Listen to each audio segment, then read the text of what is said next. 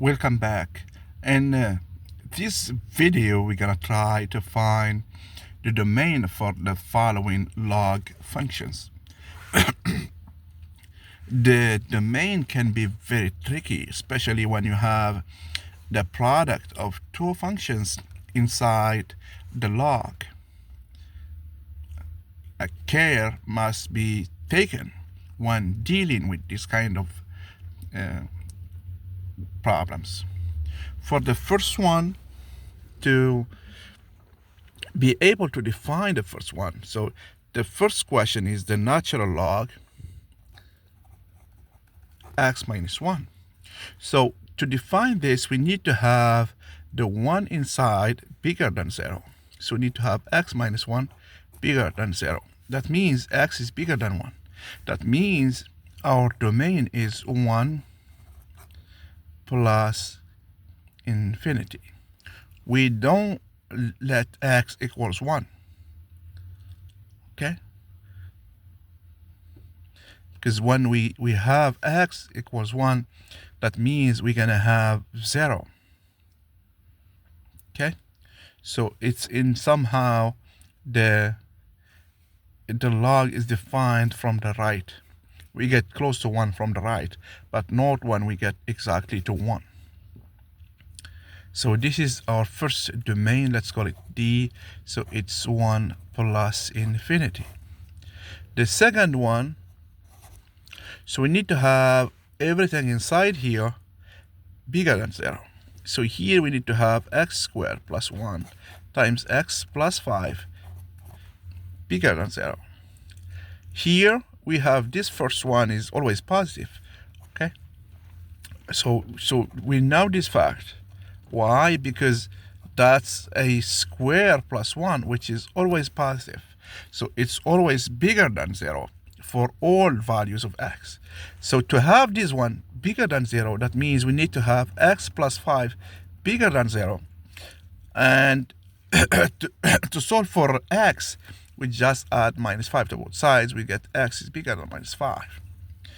So that means all the values that are bigger than minus 5 would help us or would make this function exist, or the domain that would have sense. Okay, so in this case our domain is minus 5 plus infinity. The last one is, so this one where we have to pay attention. So we have the natural log of x times x minus 1. So it's a product. So we need to have this one inside bigger than 0. That means we need to have x times x minus 1 bigger than 0.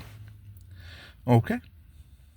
So to deal with this kind of values, we make a small table. Okay? So to get the sign. So we let x, when x equals 0, we have this 0 here. When x equals 1, we have this one here. So x here, x minus 1, here all the values for x between minus infinity plus infinity. And here we have the sign of x times x minus 1. So for x, when x is less than 0, we have, it's negative. When it's bigger than 0, it's positive. For all the other values. When x,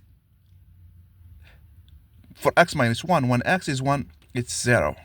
When x is less than 1, it's negative. When x is bigger than 1, it's positive. So here we make the product. So positive times positive, positive. Positive times negative, negative.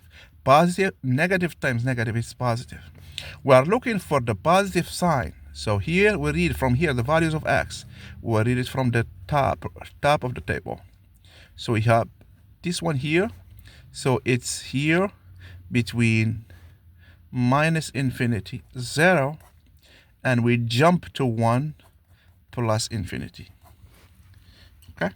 So in this case, this is the domain here. Okay? It may seem surprising because, so let's write it first. So domain is minus infinity 0 union 1 plus infinity. Because sometimes one might say, oh, okay, so if you do the line, okay, you have x bigger than 1. Okay, you need to have x bigger than 0. So that means you are here. And after that, you need to have x bigger than 1. So you have only this double shaded area. So you have 1 plus infinity. But you are missing this side here. So it's better to have this table like this. So doing the line like this, it's not helpful for, okay? The quickest way and easiest way is to do some tables like this, and it would help definitely get the values that we need. Anyway, we need to pay attention when dealing with products, okay? So because a lot of things can happen, and the key idea is that if you have a product inside, make sure that this product is bigger than 0 strictly, and start working from there to find the sign that you are looking for. Okay? Thank you.